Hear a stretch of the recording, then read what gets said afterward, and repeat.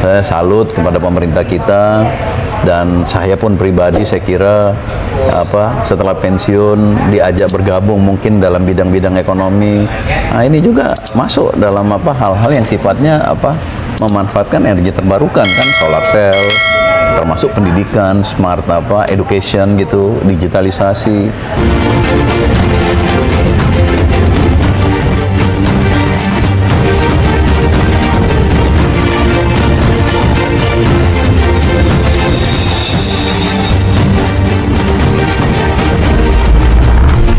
Kita masih di dua sisi bersama Mayor Jenderal Purnawirawan Ivan Ronald Pelialu SEMM. Ya. Pak Jenderal, kalau dari sisi ekonomi ini, dampak ekonomi yang timbul akibat perang Amerika, Israel versus Iran terhadap Indonesia, kita bicara konteks ekonomi Indonesia ya, dampak implikasinya Pak. Ya. Ya, sudah pasti kan saat ini tidak ada satu negara yang bisa independen atau berdiri dalam semua hal gitu ya. Tapi masing-masing negara juga, apalagi Indonesia negara besar, punya sumber kekayaan yang besar, tentunya juga berusaha untuk bagaimana menciptakan kemandirian, memperkecil ketergantungan kita terhadap negara lain, khususnya tentunya bidang ekonomi. Sama seperti kita kalau bicara Indonesia ini nggak bisa bandingkan sama Singapura, Maldives, apalagi Timor Leste, Cayman Island. Nah ini kan kalau kita dengar kan, oh kenapa kita nggak sejahtera kayak negara-negara kecil itu? Ya kan nggak bisa, kita ini kan berapa puluh kali kan dari lebih banyak penduduknya yang harus kita kasih makan. Nah ini kan bicara ekonomi kan gitu. Ya mungkin mohon maaf, saya juga ya selain profesi ini tentara, ya ada sedikit tadi menyentuh ekonomi lah, kita S1, S2-nya kan begitu. Nah sehingga paling tidak punya gambaran lah, menilai apa sih yang dibicarakan soal ekonomi untuk kepentingan bangsa kita kan begitu. Berkaitan dengan tadi interdependensi lah, atau kita tetap ada ketergantungan pastinya dengan luar gitu ya begitu. Nah, tapi apa yang telah dilakukan pemerintah kan sebelumnya juga, mulai zaman mungkin Pak Harto lah yang saya tahu gitu ya, ada Repelita dan sebagainya. Ini kan semua mengindikasikan bahwa kita ingin menjadi negara maju gitu kan, dari negara agraris atau pertanian, tapi ingin menjadi negara yang lebih maju. Kalaupun industri bidang pertanian misalnya kan, suasana pangan dan sebagainya. Ini cenderung bagaimana kita menciptakan kemandirian gitu ya. Kalau bisa kita buat dalam negeri, kenapa kita harus impor? Nah hal-hal begitu, sehingga muncul kebijakan-kebijakan hilirisasi dan sebagainya.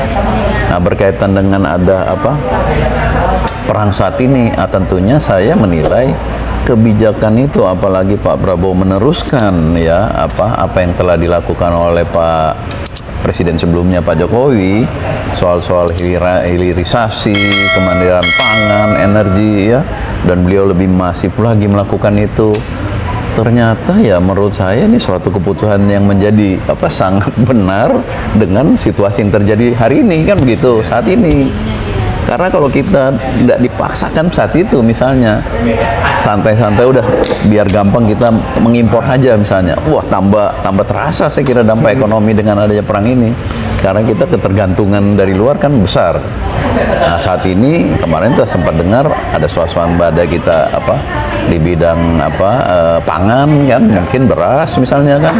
Nah ini kan suatu keuntungan bahwa kita tidak terlalu tergantung dengan asing gitu ya, dimana kita menjadi bahan pokok untuk makanan orang Indonesia pada umumnya kan beras gitu misalnya.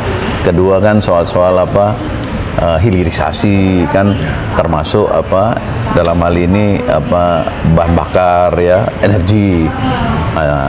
Memang sudah ada roadmap sejak lalu mungkin Pak SBY atau sebelumnya, bagaimana kita memanfaatkan energi terbarukan kan, solar cell, tenaga air, dan lain-lain, angin kan begitu. Walaupun belum maksimal, tapi dengan situasi yang terjadi ini, ya tentunya akan memaksa kita bagaimana kita memanfaatkan apa yang kita miliki. Ya, minyak mahal, kita masih ada substitusi atau pengganti misalnya batu bara yang kita pengekspor terbesar di dunia. Sehingga orang lain sekarang bensin atau bahan bakar bisa sampai 2, 3 bahkan 4 kali lipat gitu, lebih dari itu bahkan tidak punya barangnya.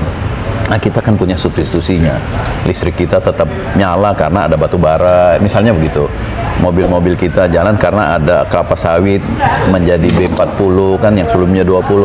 Nah, ini kan suatu rencana yang diwujudkan ternyata berapa baik ketika ada situasi geopolitik yang tidak menguntungkan seperti ini.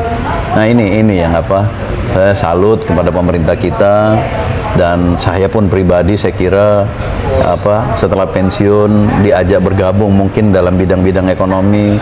Nah, ini juga masuk dalam apa, hal-hal yang sifatnya apa, memanfaatkan energi terbarukan kan, solar cell, termasuk pendidikan, smart apa, education gitu, digitalisasi. Nah, ini kan hal-hal yang memang kita harus apa bangun, harus kita apa ya, maksimalkan, karena ini menjadi kekuatan kita, termasuk kebijakan-kebijakan beliau misalnya apa, di ketahanan pangan itu bikin apa, MBG, makan siang gratis bagi apa anak-anak kita. Ya memang masih ada kekurangan, tapi kita harus maklum juga ya, kasarnya yang diberi makan lebih dari 50-an juta kan gitu. Kalau kita bilang yang berhasil di Skandinavia sana, yang setahu saya ketemu orang Finland, ketemu orang Norwegia, memang ada di sana, tapi yang dikasih makan kan paling 1 juta, paling banyak kan gitu. Nah, kita 50-an juta udah kayak penduduk Jerman Barat, apa Jerman, mungkin penduduk Italia kan gitu. Kan luar biasa gitu, dan dalam waktu yang sangat singkat bisa kita wujudkan gitu. Luar biasa gitu. Gini Pak Jenderal, tadi Pak Jenderal singgung mengenai swasembada beras. Saya kira itu memang betul ya. Sejak zaman Soeharto kita memang swasembada beras ya. Tetapi swasembada pangan saya kira kita belum nih. Kira-kira bagaimana supaya kita bukan hanya swasembada beras, tapi kita juga bisa swasembada pangan. Contoh misalnya gandum kita masih impor, ya kan, dan lain-lain. Mungkin iklim Indonesia, tanah di Indonesia memungkinkan nggak gandum di budidaya di sini dan lain sebagainya kan? Kira-kira bagaimana Pak? Ada perspektif untuk kita bisa keluar dari persoalan apa pangan ini, swasembada pangan? Ya, kalau bicara pangan kan bukan cuma beras saja, tapi itu menjadi pokok dari makanan orang Indonesia kan. Nah, tapi ada yang singkong, ada yang sagu, ada yang sebagainya kan begitu, untuk pengganti karbohidrat, termasuk gandum, mungkin kedelai kan begitu.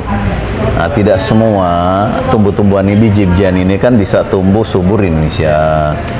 Tapi memang saya lihat ada upaya-upaya untuk mencari apa, pengganti ya, substitusi. Kan seperti ada apa, grain apa ya, yang biji-bijian apa yang bisa ditanam di Indonesia. Nah, ini kan sudah dicoba saya kira ya. Nah, di tanah-tanah yang bisa diolah untuk menyesuaikan dengan kebutuhan apa. Nah, karena saya kira dengan adanya apa, kemajuan ilmu pengetahuan dan teknologi ya, para ahli pertanian kita juga belajar dari mungkin yang sudah lebih maju mungkin ya, Eropa, Amerika, apalagi yang dekat Jepang, Korea saya kira ya, mungkin Thailand juga, saya pernah di sana melihat kan begitu. Nah, ini kan suatu hal yang apa, tidak menjadi kendala untuk saat ini, karena kita pun bisa cari tahu kan gitu, apalagi para ahli yang sudah pernah sekolah di sana bahkan ya. Nah, ini kan tetap upaya-upaya itu saya kira dilakukan, dan saya tahu baik apa teman-teman yang di pengusaha, apa di Kadin, termasuk teman-teman para akademisi di bidang-bidang pangan juga kan melakukan itu saya kira. Nah, memang mungkin apa dampak secara umum ya belum terlalu kelihatan, tiba-tiba kita nggak usah impor lagi gandum misalnya, nggak begitu saya kira ya. Tetap kebutuhan itu mungkin ada, karena ini juga menyangkut perdagangan luar negeri kan. Contoh dengan Amerika kita apa menandatangani apa perdagangan luar negeri, apa imbal balik tarif dan sebagainya kan begitu.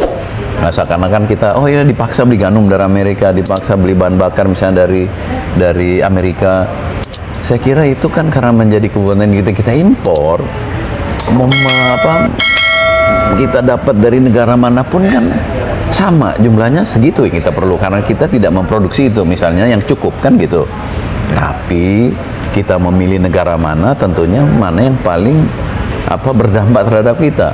Nah, kalau kita kenapa terlalu nurut Amerika? Nah, sekarang apa untungnya kalau kita dengan Timur Tengah misalnya? dengan Amerika, padahal sama-sama kita harus impor dengan harga yang sama, tapi dampak yang lain apakah sama gitu. Nah, ini kan jadi pertimbangan pemerintah juga, saya kira ya, apalagi kita dengan Amerika sudah pasti surplus. Amerika kan nggak tinggal diam juga kan, nah, berusaha untuk membalikan.